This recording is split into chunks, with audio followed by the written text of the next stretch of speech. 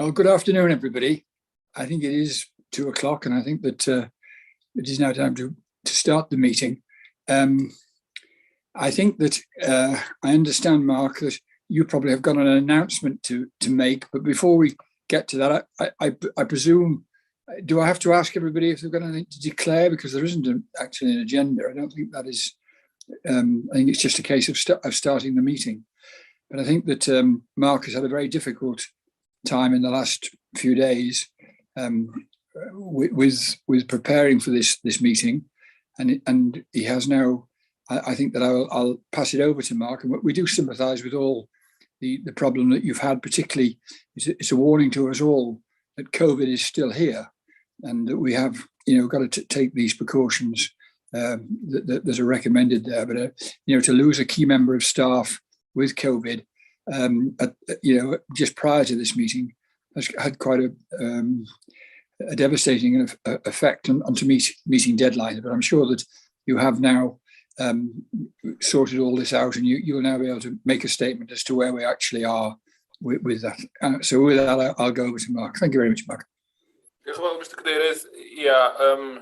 Yn bwriad ni oedd, wrth gwrs, oedd i gyflwyno yr cyfrifon terfynol i chi heddiw, ac hefyd y droddiad yr archwilwyr allanol, yr ISA 260 fel mae'n cael ei alw.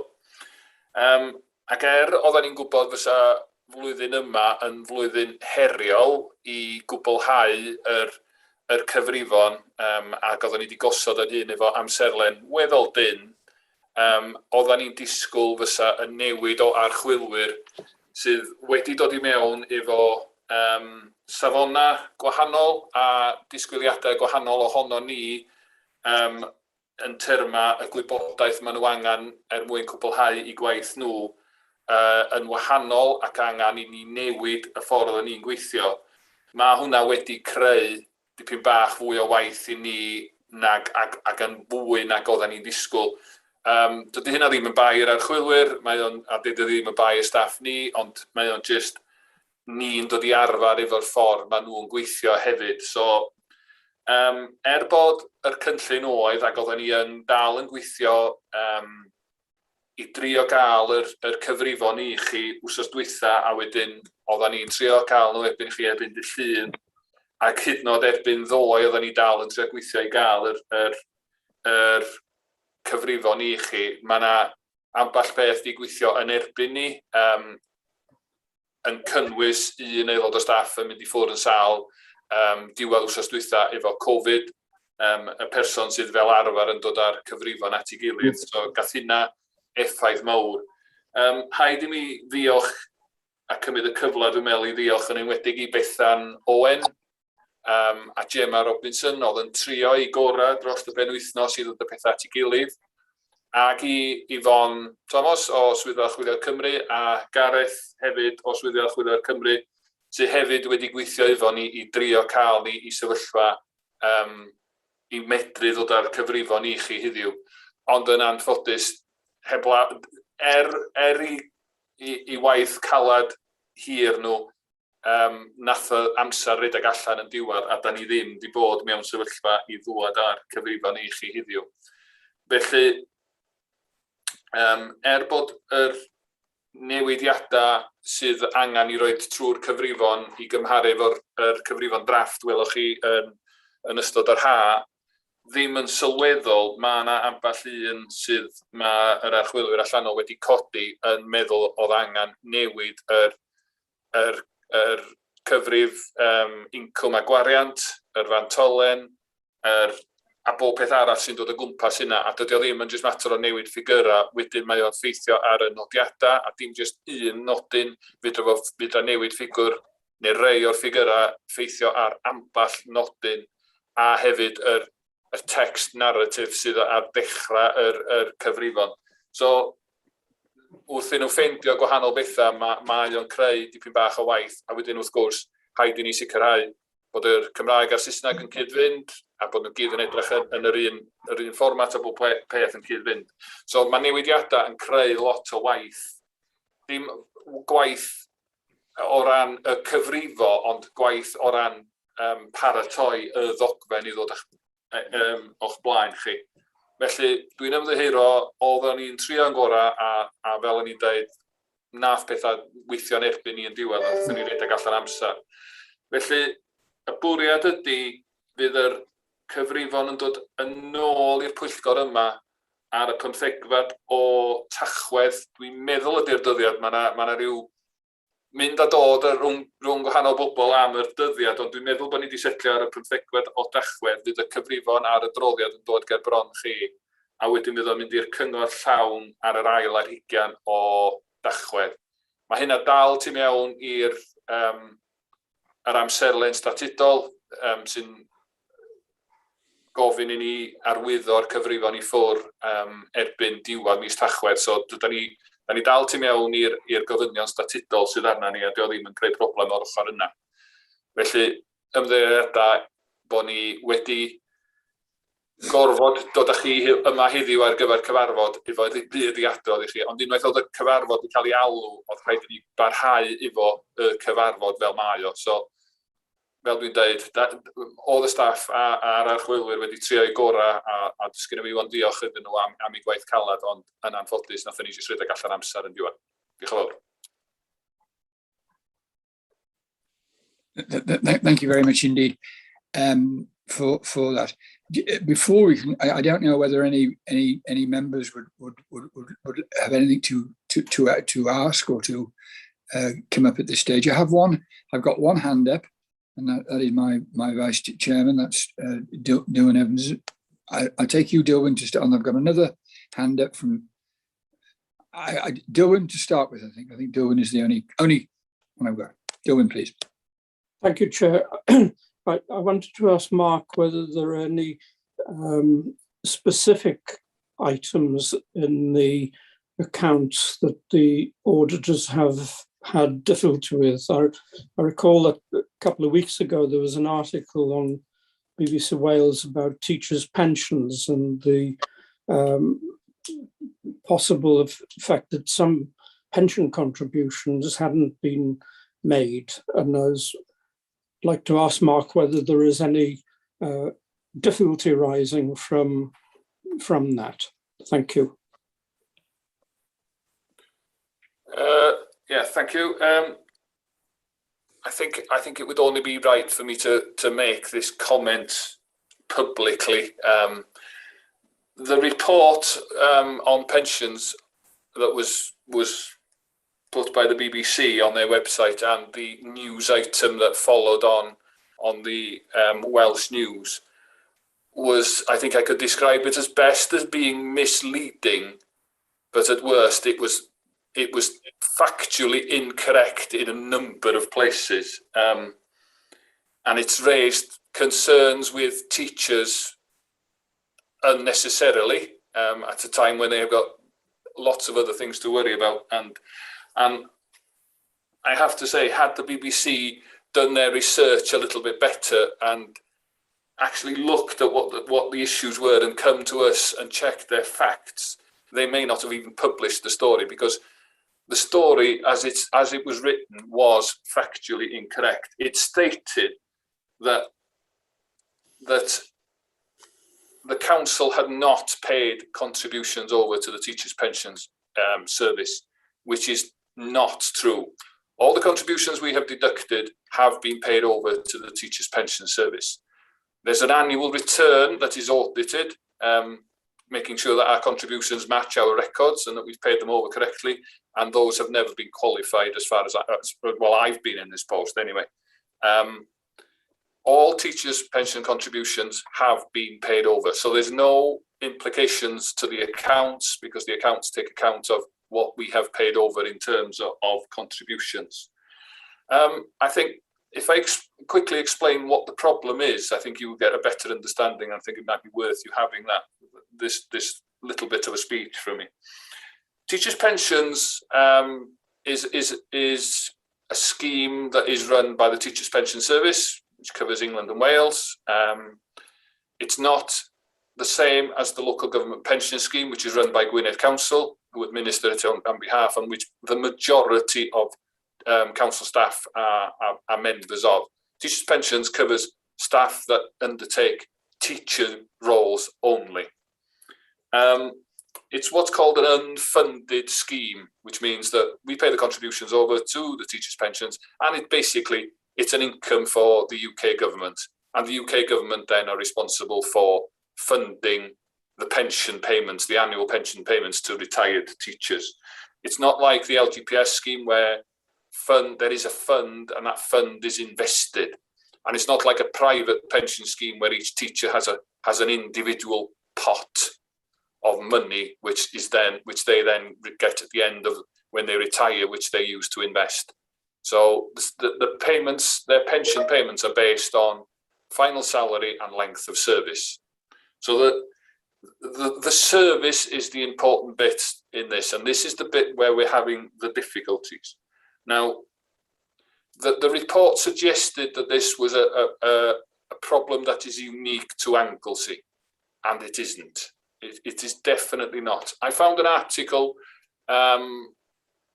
which was published by Schools Week last year, which made it clear that this is a problem for schools, teachers across the country. But what that article says, and if I can find the relevant bit, there was some suggestion in the report that teachers would lose out in terms of their pension at the end when they retire because of the errors in their records. But this, there is a quote here from the Teachers' Pension Service, which says, although it is theoretically possible for teachers to withdraw their pension with missing service, but they said that the problems could be rectified after the pension was drawn and that with the TPS recalculating what was owed. So even if a teacher retires and their pension records is incorrect, there is still an opportunity for them to correct that record and receive their proper pension. So what happens is each month we send a file of information relating to the contributions that teachers make, and we send a separate file which lists the service of each teacher. Now that can be permanent teachers, temporary teachers, supply teachers. So you may get teachers who have a full month's service, or you may have supply teachers who have only worked a day, 2 days, 3 days for us. And this has become an electronic system, but in years gone by, it was a manual system. So what teachers are now finding, since the Teachers' Pension Service allowed them to look through a portal, an online portal at their own particular service record, is that there are gaps in their service records. Now the gaps might be a few days, it might be a month, it might be a larger amount of service than that. So this isn't just, as I said, a problem for us. We've contacted other local authorities, and the majority of them come back and said, yeah, we have these issues. We deal with them on a daily, weekly basis. One authority told us that over the summer they submitted a file which had 5,500 lines of corrections in it. So it's not a problem that is unique to Anglesey. Now, undoubtedly there are issues in the way we've collected the information over a period of time, and we've looked at our processes recently to try and improve them to make sure that the file is as accurate as it can be. And I've asked Marion in the internal and her internal audit staff to review what we've changed to make sure that our processes are as robust as they are. But there are also errors that just appear randomly that we don't understand. We had one teacher contact us to say, my service record has missing months in it. And we looked back at the files over the last year that we'd sent to teachers' pensions, and this teacher's record was included in the file every month. No change, every month it was there. Some months it was accepted by the Teachers' Pensions Service system, and in some months it wasn't. We don't understand why. And we don't get enough feedback from the Teachers' Pension Service to confirm that all the records we've sent them, they've accepted and updated their records. So it is an issue. I think it's something that Teachers' Pension Service recognise, because they are changing the way that we will transfer information to them next year. And instead of having two separate files, one for contributions and one for service, it will all be incorporated into one file, which makes it easier for us to make sure that we've covered everything. So moving forward, I think the problems will get less. We might still have the odd problem where the teachers' records haven't been updated, but we will try and minimise those by improving our procedures. But we've still got the issue of the historic gaps. And like I said, this can go back. We've had examples of teachers with gaps going back before Anglesey Council came into being in 1996. Some of them go back to the early 90s. So in order for us to check what the correct service should be, we have to go back to the individual payslip for the month for which the gap relates. Because a teacher might not have worked fully pensionable service in every month. They may have been off sick, they may have been on strike, they may have taken unpaid leave. So we have to check back that the service record we update matches the contributions that were paid over. So checking an individual teacher, we can't just go through every teacher, every record, because we'd have to go back to every payslip going back to when that teacher started with us, which is a massive job, and it's not what we can do. So what we've asked through the unions is for teachers to go back to their service records, to look at them, and to come back to us and say, we think there are gaps wherever, and then that will allow us then to check where the gaps are and correct them. We've also restructured the team slightly, and we will have a dedicated pensions officer within the payroll team whose responsibility will be for making sure that the records are correct and correcting these historic gaps. So I think we've done all we can to try and reduce the problems. But like I say, the statement in that report that said that contributions were not paid over, not correct. There was a statement that said that 14 teachers had lost out financially because of this. I have not been made aware of any teacher that's lost out financially. No teacher has approached me and said, I have lost out in terms of my pension because of the failures or the gaps in my service record. I'm not aware who these 14 are. I don't know where 14 has come from. So in terms of that report, it was totally incorrect and should have been checked by the BBC before being run, and they perhaps would have run the story in a better way that would have reflected what has actually happened. So to answer your question, Dylan, in terms of the accounts, no, there is no issue with the accounts in terms of pension contributions for the teachers' pension scheme. Thank you. I think that you ought to be thanked for that very clear explanation. I can see that you quite rightly, you know, it has really concerned you for that to have been published, and I think that you've given a very, very good rebuttal about the whole thing and explained it in an exceptionally easy way to understand as well. Thank you very much indeed. I have got one more hand up, and that is Richard Griffiths. Yeah, thank you, Mr. Chair. Mynd yn ôl, Mark, i'r adroddiad blaenorol. O'n i'n teimlo to mae chi ymddiheuro. Chwarae teg, mae bob adran yn y cyngor wedi bod o dan bwysa yn ddiweddar. A dwi'n mond fawr ddiolch i chi am y gwaith ych chi wneud, gwaith da iawn. A mater o osnosa i ddisgwyl amdano. Ac gwyllad buan i'r sawl sy'n sal efo'r ein Covid yma. Diolch i chi, Mark. Diolch yn fawr, na i basio neges ymlaen i'r aelod o staff hefyd. Diolch yn fawr.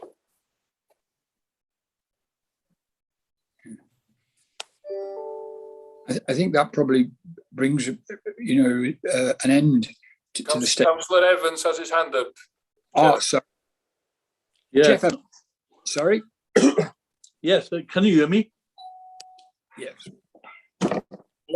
Just wait 1 second.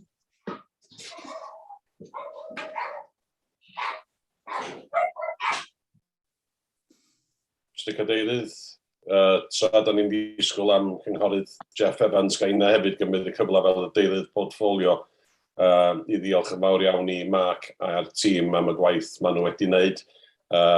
Mae wedi bod yn achos o frustration iddyn nhw, nad ydyn nhw ddim wedi medru dod ar adroddiadau ymlaen heddiw yma. ond dwi'n siŵr na mater bach wan byd tynnu bob beth at ei gilydd a dod â nhw o flaen y Pwyllgor yma ar y 15fed o fis Tachwedd a wedyn y Cyngor Sir yr wsos wedyn. Diolch yn fawr iawn i'r tîm i gyd am ei gwaith a fel mae'r Cynghorydd Richard Griffith wedi dweud, gwellad buan hefyd i'r unigolyn sydd wedi cael ei tyl lawr efo Covid. Diolch.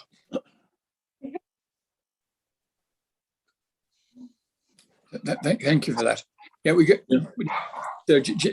Jeff, Councillor Jeff. Yeah, apologies then. My front doorbell went and I had to jump up and let my wife in.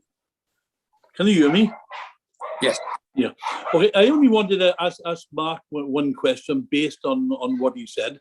In relation to the potential anomalies with the pension schemes and teachers, what happens if the teacher is not able to identify the issue? What happens? How does he find out whether he's receiving his full quota, his full pension entitlement? I have some difficulty with that, only in that I don't see that the onus should be placed on the teacher to identify the pension gaps. There should be somebody automatic, and I understand what Mark is saying. It would need every teacher right across the board to have his pension examined. But unless that was done, there can be and potentially will be teachers who paid into a pension scheme and not getting their entitlement. Yeah, I accept that. And if a teacher, having checked their pension record, believes that it's not complete, but is not in a position to give us an indication where and why, then we will do the work and we will go through every month if that's required. But what I haven't got the resources to do is to do that for every teacher that has worked for us and every teacher that does work for us. So if a teacher is genuinely concerned, then we will look at that. There is also one element which I forgot to tell you, that when a teacher submits their request for retirement to the Teachers Pension Service, the Teachers Pension Service will come back to us and ask us to check that the records are complete. If they see there are gaps in the record, they will ask us to check. So there is a final check before a teacher retires. But like I say, if a teacher is genuinely concerned that their pension record isn't complete, but they don't know why, I think it will particularly hit those teachers that have worked as supply teachers, or those teachers who receive additional allowances above their normal basic salary. They're the ones that will have more difficulties in identifying. If a teacher has worked full-time and moved from school to school, generally they have an idea of where they worked. You know, I've got an idea of where I worked since I started working when I was 18. It might be me that I know but the dates of when I moved from job to job. But the majority of teachers will be able to identify any gaps. Like I say, it's those that work intermittently, supply teachers, teachers who have been on maternity. They may not remember when exactly they went on maternity leave and when they came back to work, those type of things. So if they give us an idea, we'll do the work. Okay, I can accept that, and thank you very much. Because I think you also said, Mark, that you've now got, from now on, you will have a dedicated officer with regard. Yeah, we've been able to take advantage of the improvements we did with the payroll system a few years back, where we've now got electronic travelling claims. We've started rolling out electronic timesheets, and not having to print pay slips and the things that have come, the electronic stuff around it means that we have less need for staff to be inputting information into the payroll system. They still do a lot of inputting at the moment, and we're working to try and reduce that.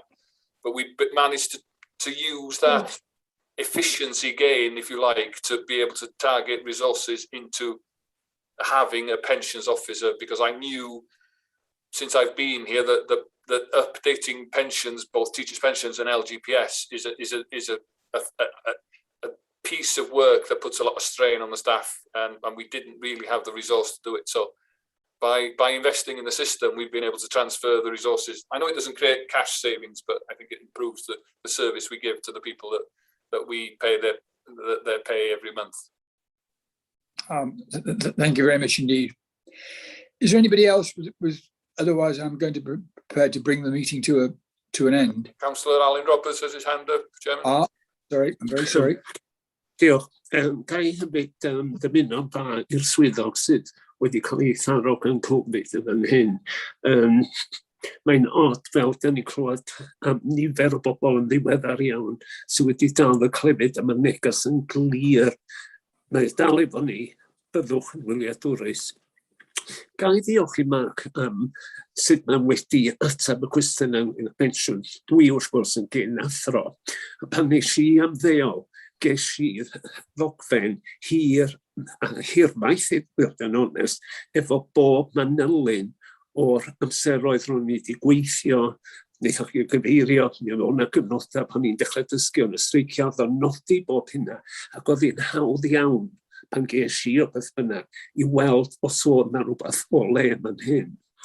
Mi wnaethoch chi hefyd gyfeirio o tathrawn llanw, ond mi nes i gyfnodau o waith llanw pan ni wedi ymddeol man hyn. A fwy nag unwaith, mi oedd y pensiwn yn dod nôl ato fi ac yn cywiro ambell beth. So oedd hi'n amlwg bod y system ddim cweit yn gweithio 100%, ond oedd amlwg hefyd bod o fewn y system bod yna bethau mewn lle oedd yn cywiro ambell gymeriad, ac oedd wedyn o'n i cael taliad ychwanegol sydyn, ac oedd yr eglurhad yn dod yn dweud na doedd i cyfnodi o'n ddim yn llawn. So mae system i weld yn gweithio o be fedra i weld, a dyna swn i ddeud wedi tystyleithu ddim dros y blynyddoedd. Diolch. Thank you. Is there anybody else? I only can see 4 or 5 faces. I think that does bring it to a conclusion. I think in bringing the meeting to a conclusion, can I thank you, Mark, for the way that you've kept Dilwyn and I involved right from, when you first realised that there were some slight problems there, and that was very gratifying to be kept in the loop all the way through, and we do, both of us, understand the pressures that you must have all been under, because you put it off for one more day, hoping that you could catch up on this and that, but it wasn't to be. And we've come here today.